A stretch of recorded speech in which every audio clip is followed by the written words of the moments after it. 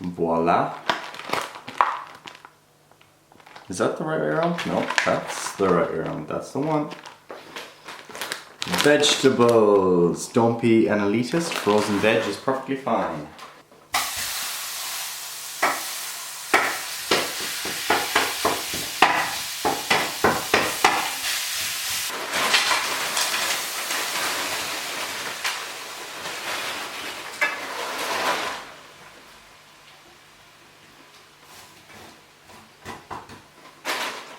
So, I'm not just gonna make you watch me cook, we're actually gonna do some talking. So, what I'm up to at the moment, guys, I'm just preparing some meals for tomorrow. It's Sunday evening. I had a burrito today and it had like tomato stuff in it, so I think there's like a red tint around my mouth. But anyway, I'm preparing some food for tomorrow, for my day in college. So it's Sunday evening, it's currently 5:18 p.m.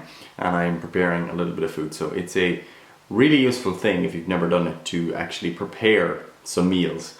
If you struggle to consume sufficient calories, like that's obviously a big priority, but also if you struggle with making appropriate food choices, and that's often a problem for people. You know, they go to the gym, they do the work, they're trying to lose a bit of body fat, but they never prepare meals, or they never have a plan of action of where they're going to actually go and get their food, and that's pretty important. You know, if you don't know where your meals are going to come from and you don't know if there's good options around you, then you can potentially make sub-satisfactory choices, you know, and obviously, you know, one can make the case that, oh, it doesn't really matter what you eat once you know, consume appropriate calories, appropriate protein, etc. And that's true to a certain degree, but there comes a point where you have to consider how the foods that you eat actually affect your appetite and your desire to consume more food. For example, if I consume 500 calories there of mince, vegetables and kidney beans, that's going to be very different to me consuming 500 calories worth of a cinnamon bun. You know, I could eat 5 of those very easily.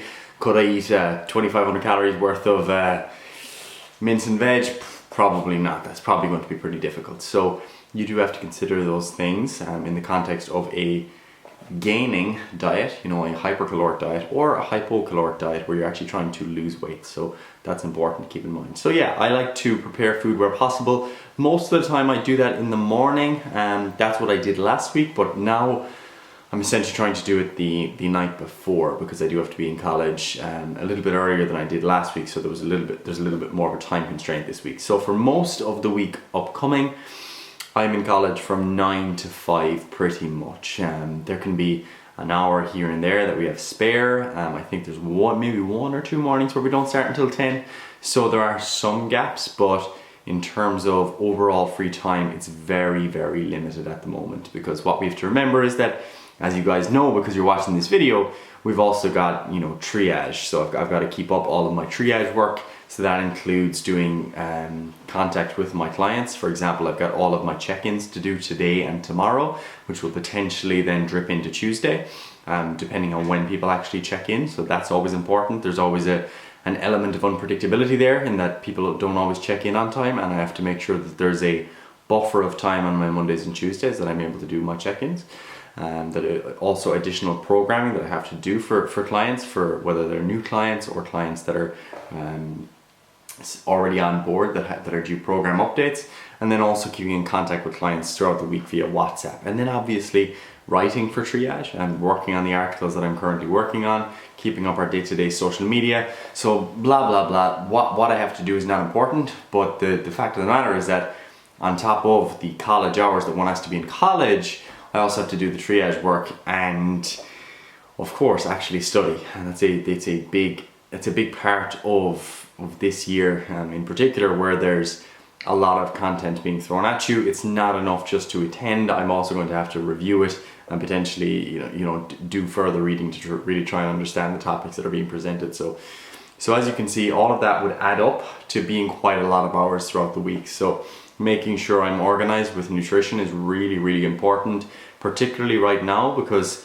like I didn't even mention training, but training is also a big part of that. I'm currently training for the Irish Open in Brazilian Jiu-Jitsu in 3 weeks time.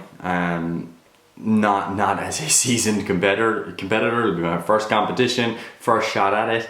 Haven't been training BJJ that much recently because I was traveling and stuff like that, but I have just joined BJJ Cork and I'm trying to get in 3 sessions a week now if I can. I'd love to get more, but realistically it's probably not practical. So at the moment, from a training perspective, it's 3 days of BJJ, and then I'll get in hopefully 3 days of resistance training, so standard gym work and any additional exercise. I am cycling for up to an hour a day as well, so that does add up, and that's just my commute time. So that's also additional activity. So when you put all that together, there's a lot of constraints there, and if I want to make my weight class for BJJ, I need to make sure that my nutrition is on point. So for me, I need to be, from where I am now, I need to be over 3 kilos lighter in 3 weeks time. So you know, that's quite a substantial amount of weight. So 3 to 4 kilos lighter realistically is what I need to achieve in 3 weeks time. So for me, being on point with nutrition at this point in time is super important, because I'm gonna be hungry, you know, with the calorie targets that I've got for myself, which is probably in and around 2,000, it would be where I'd be aiming for. But that's low for me, as in my maintenance at this point in time with my activity and everything would probably be somewhere around 3,200 maybe. So being in a 1,200 calorie deficit, like over 30% of my total calorie intake, is very significant. So if I'm not on point, if I'm not preparing food, if I'm not making smart choices, my appetite, especially when I'm stressed, is I'm gonna wanna go and get the cookies. I'm gonna wanna go and get the quick convenience foods that are available on campus. So yeah, for those of you who struggle with those things, like meal prep is just a super important part of that. Now, onto the kind of more like why I would eat what I eat, because I know people like to ask like what do people actually eat. I'm having, like, the meals I'm cooking there, I'm just cooking mince, you know, lean steak mince, which is 96.4, meaning that it's 4% fat. So it's obviously quite lean. It's a lean option, which is ideal for someone who is trying to lose weight or manage their caloric intake, because obviously you have less overall calories and you have a higher protein to total calorie ratio, which is generally desirable. And then I'm also having plenty of vegetables, so lots of vegetables within that meal. Again, obviously to keep you fuller, there's a lot of food volume, meaning that it's a low calorie density, so the amount of total food that you get relative to the amount of calories that you're consuming is lower, so it's easier to manage your overall caloric intake. You're going to be fuller after the meal. And there's also obviously additional benefits, such as the fiber that you're getting from vegetables and all of the different micronutrients that are factored in there too, micronutrients and phytonutrients. So there's a lot of other things to consider there when you are consuming fruits and vegetables. It's not just about, you know, calories and macronutrients. You've also got these smaller components of food that can be important for health too. So eat your fruits and veggies. Relatively uncontroversial statement, most people know that. And I'm also going to add some red kidney beans to that meal as well. So adding in another little bit of fiber, another component of the food of the meal that's going to contribute to overall satiety. And when I say satiety, you can basically summarize it as how full I'm going to be after my meals. So if you can be more full after a meal, then obviously that helps you to manage your overall caloric intake, which is very, very important when you're trying to lose weight. So yeah, that's what those meals will look like. I'll split that into 2 meals. And normally I would add rice or lentils or some sort of quinoa mix. Like, I'll show you them just so you know. So something like these, like I get them in Aldi, like, you know, red and white quinoa mix, or this delicious lentils mix. Like, they're really, really nice, and they're fantastic as well because they're great for fiber, they're great carbohydrate sources. But as I said, at the moment I'm trying to bring down calories another little bit lower than I would normally have them, so I'll essentially take those out, add in a few more beans, and pump up the vegetable component of those meals. And yeah, I'm going to be pretty hungry, and my sessions probably won't be as optimal as they normally would be, because I won't be fueled sufficiently. But that's just a trade-off that I'm willing to accept at this point in time to achieve the weight loss that is required in the short term. So yeah, you know, it's not a big deal. I'm relatively experienced, you could say. Let me just adjust this. I'm relatively experienced in terms of like manipulating my body composition, so I don't have any problems with it. It's generally a relatively easy easy feat in terms of, you know, losing a few kilos. That's not a big deal for me. It's obviously what I help people out with, what we help people out with the Triage, but also what I've done many times myself. Like getting leaner is not a problem. Changing my body weight is not a problem. So for me, what I try and do is look at my baseline diet on average, like what do I generally like to eat? Like that type of meal there with like mince and veg, plus or minus like additional carbohydrates, that's like my meat and potatoes, literally and metaphorically. Like that's just what I like to eat, is those types of meals where you just put everything in the pan, cook them up real simply, and then add whatever you need to.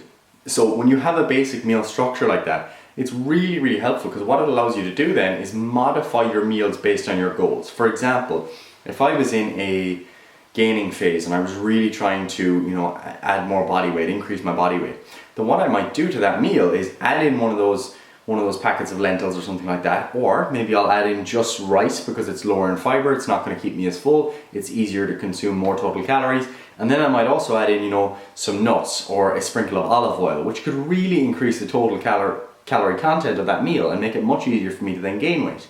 And then we do the opposite in the other direction. When you're trying to lose weight, you add in more veggies, you take away some of the carbohydrates that are less filling, and again, you're just adjusting different things within your diet that make it much easier for you then to lose weight.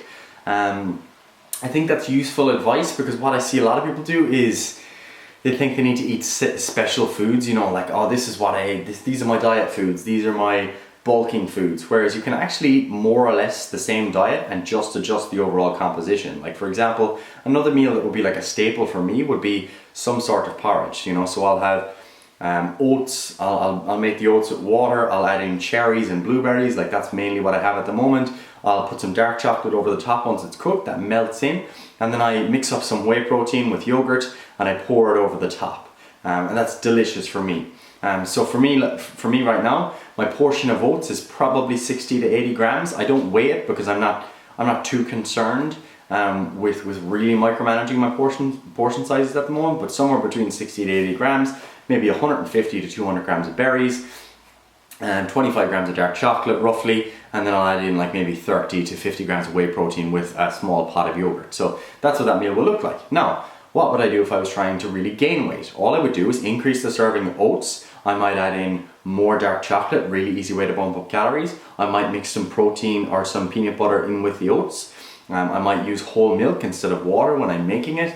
And then I might use full fat yogurt instead of non-fat yogurt or low fat yogurt when mixing it with the whey protein. I could also even consider sprinkling a couple of nuts on top. I could add in some seeds. You know, I could use a little bit more whey protein. Whatever it is, what I'm trying to get across here is that you've just got so many options. And if I wanted to go way lower calorie then with that meal, what I might do is something like double up the portion size of the yogurt and have it as a protein yogurt meal with berries and dark chocolate, instead of having it as a protein oats meal. I could just take out the oats. So the point being, you've got so many options. You know, you've got so many options when it comes to just modifying meals and their caloric content. And I think not enough people put the thought into asking themselves, how can I make my diet like really sustainable long term, regardless of whether I'm trying to bump up my calories or bring them down another bit. And when you start to have some sort of consistent structure, day to day, week to week, you know, you're able to describe what your diet looks like, it makes it so much easier to then manipulate your body composition. So what I would summarize this message as is, you know, preparation, super important, but also some sort of structure can be really important, because you can learn what actually works for you. You know, I know that type of meal structure is what I really enjoy, and I know how to modify it based on my actual goals.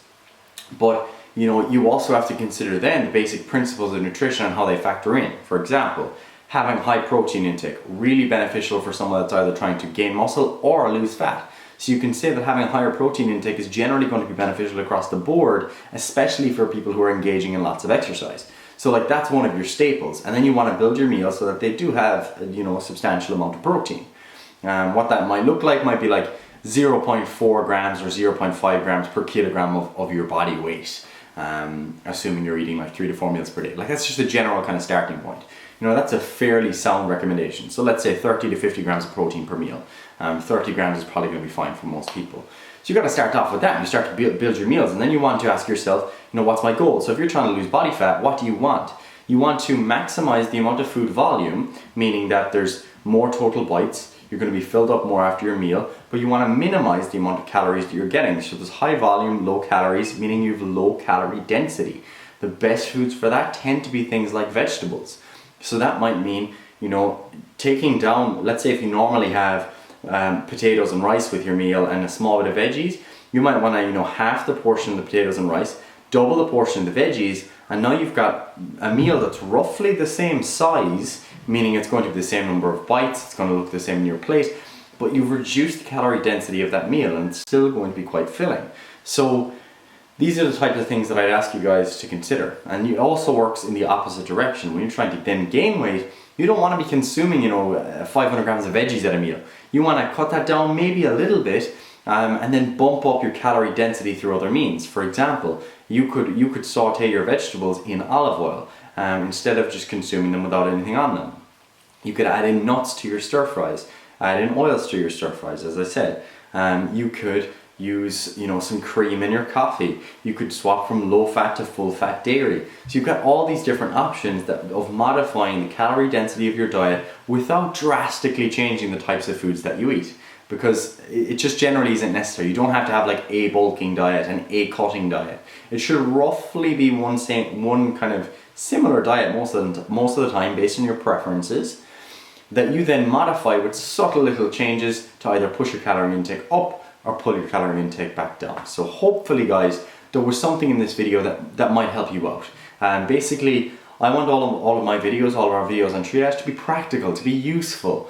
Not just talking about things for the sake of it. I don't just want to show you my meals for the sake of it. I'm not a chef. They're not exciting. They're boring, but they will help you to manipulate your body composition if you take what I'm saying into consideration. So hopefully guys, something useful there. I'll see you again in the next video. Sunday evening for me, exciting week ahead. We'll do another like college vlog. I might talk about something related to that. Hopefully get some training footage. Not sure if that'll happen. But anyway, have a fantastic week guys.